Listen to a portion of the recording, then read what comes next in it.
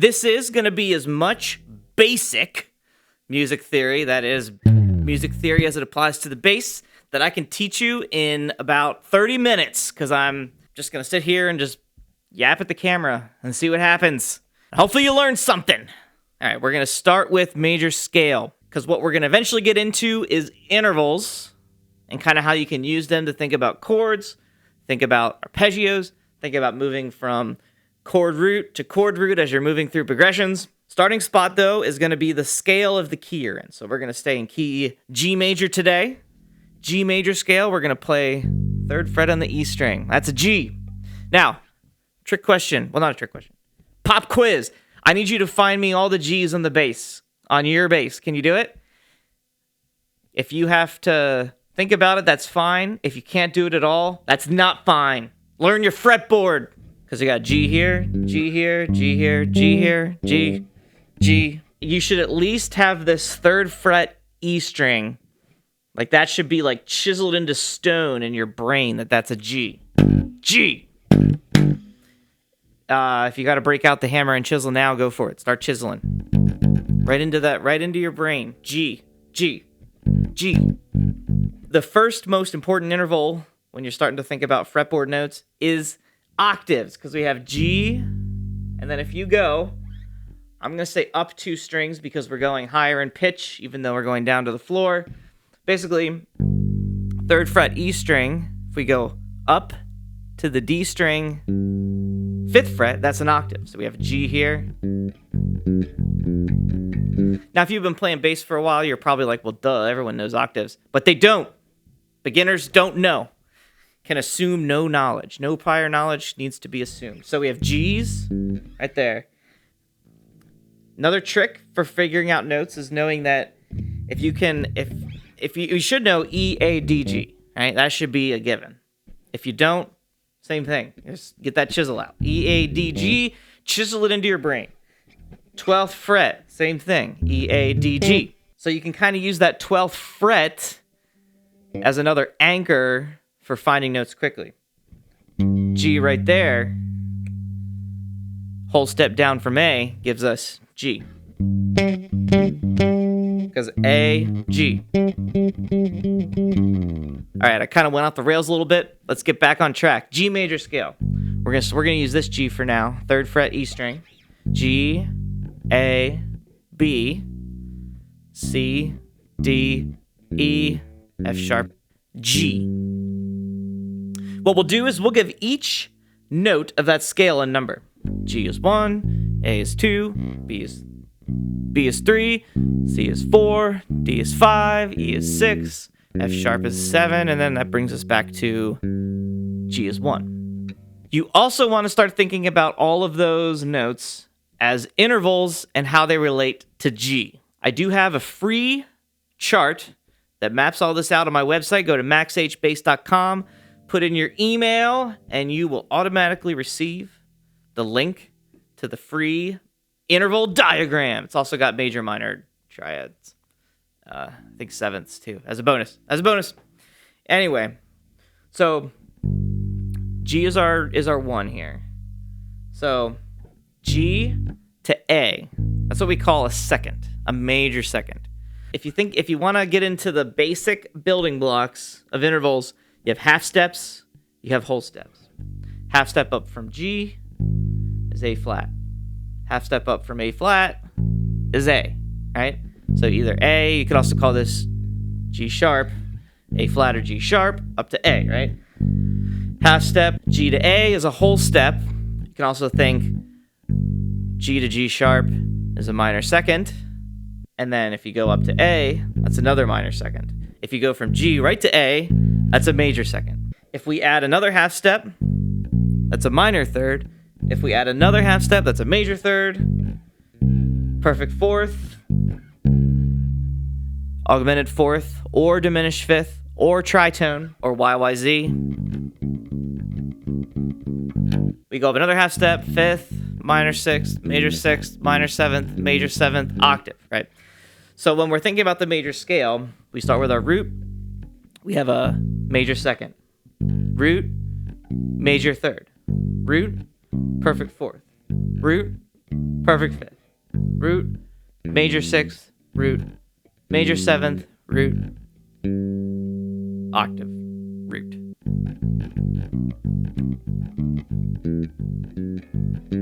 The reason this is so useful is because you're sort of starting to train your brain to think about your root note and then where all of the notes of the scale are in relationship to that root note. There are two things intervals help you with. The first is figuring out chord root to chord root. Let's start with a real simple chord progression. We'll go G, E, C, D. So we have G, E, C, D. So that's 1, 6, 4, 5.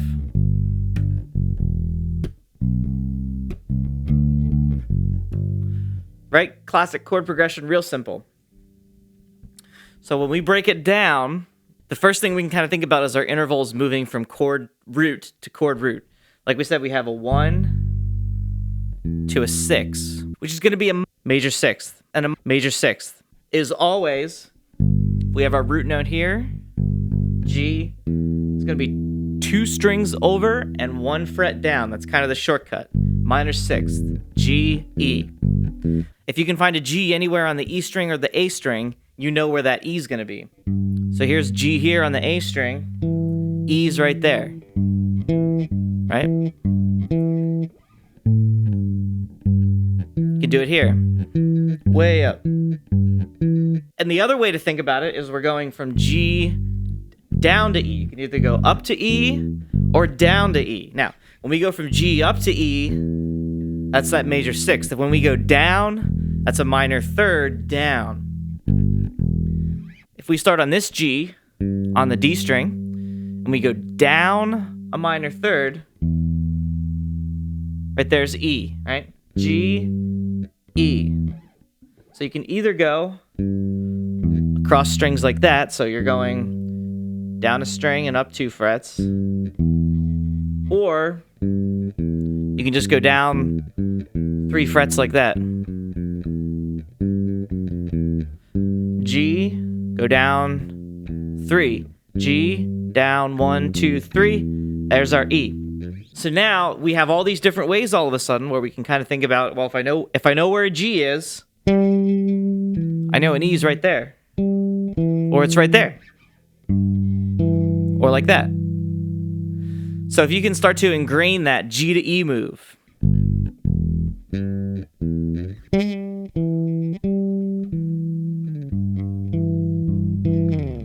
All kinds of different ways to move from G to E. And that's just one chord change. Next we have E to C, which is going to be down a major third, or up a minor sixth. Down a major third, or up a minor sixth. So we have E to C like this, where we're going, I call this up a string. I know it's confusing because it's going down to the ground, but I say up a string because the note's getting higher on that string over. It's because we're going up 1 string and up 3 frets. That gets us our E to C. Doesn't matter where you're at on the fretboard. If you find an E, C's right there. The other way, major third down. So E's right here, C's right there. E, C, E, C. So let's recap. If we start on a G, we'll start on this G here. We're going to go down a minor third to E, down a major third to C, and then we just go up a whole step.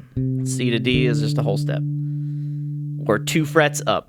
C, D, C, D, C.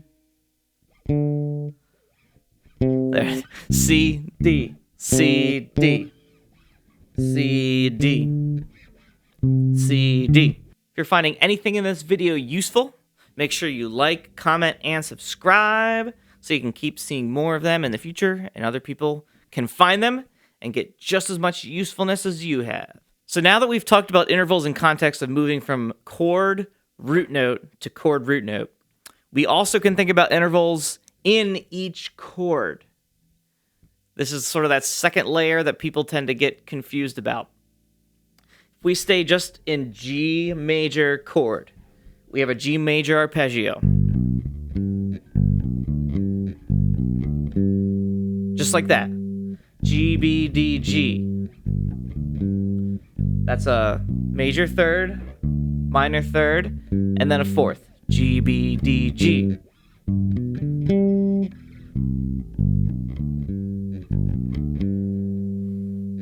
Then we have E minor, which we can either play, we can play that a couple ways. We can play E, G, B, E, or E, G, B, E.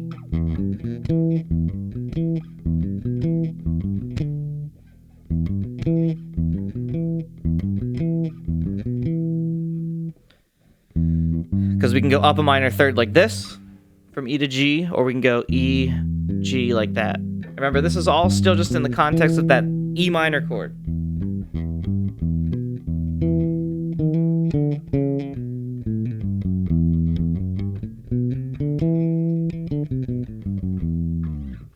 Next we have C major,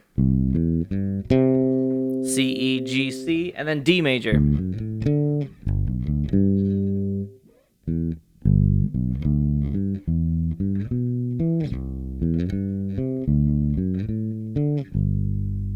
So there were all those basic arpeggios.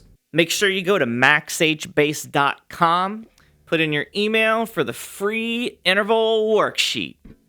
Keep in mind that the major scale and these intervals I just talked about here are just the tip of the iceberg, right?